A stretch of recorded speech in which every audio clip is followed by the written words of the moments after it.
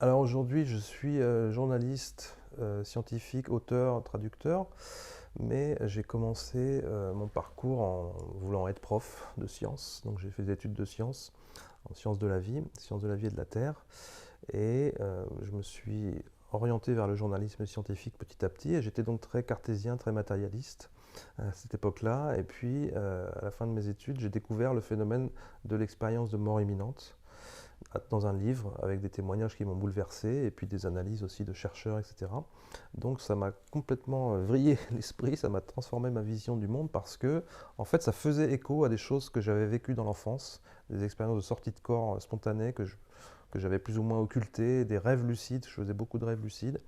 Et donc j'ai compris que dans ces témoignages-là, il y avait quelque chose d'authentique, quoi. Il y avait quelque chose à creuser, à explorer. Et c'est comme ça que je me suis intéressé petit à petit à ces questions-là, tout en commençant à travailler comme journaliste dans le monde de la santé, dans le monde professionnel de la santé. Donc c'était un monde très très rigoureux.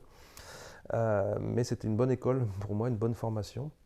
Et petit à petit, je me suis mis à écrire sur les phénomènes inexpliqués, sur les phénomènes de perception extrasensorielle, sur les états modifiés de conscience, surtout, donc les expériences de mort imminente, expériences de sortie de corps, états de transe, etc. Et petit à petit également, je me suis mis à écrire, à traduire, à écrire des livres sur ces sujets-là. Donc aujourd'hui, je suis convaincu de la réalité de tous ces phénomènes.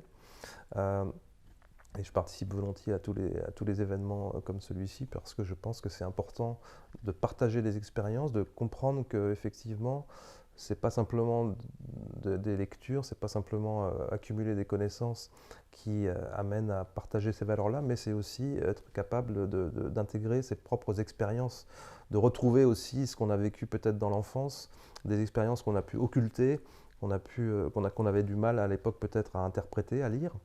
Mais il faut que la spiritualité se nourrisse d'expérience et pas seulement de connaissances. Sinon, ça n'a aucun sens. Ça reste quelque chose qui est purement cérébral. Or, la spiritualité, ça doit venir du cœur. Donc, ça doit passer par l'expérience.